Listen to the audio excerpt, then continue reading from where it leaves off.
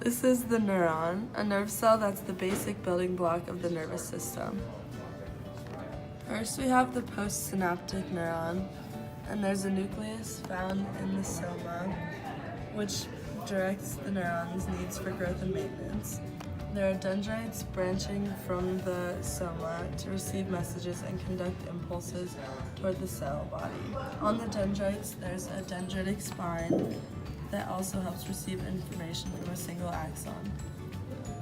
The axon helps carry information away from the cell body and to other cells.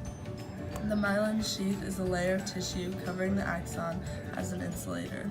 The nodes of Ranvier are the spaces between the myelin sheath on the axon. Connected to the axon are axon terminals, and they communicate and transmit information from one cell to another with electrical impulses. At the axon terminals are synaptic vesicles with neurotransmitters.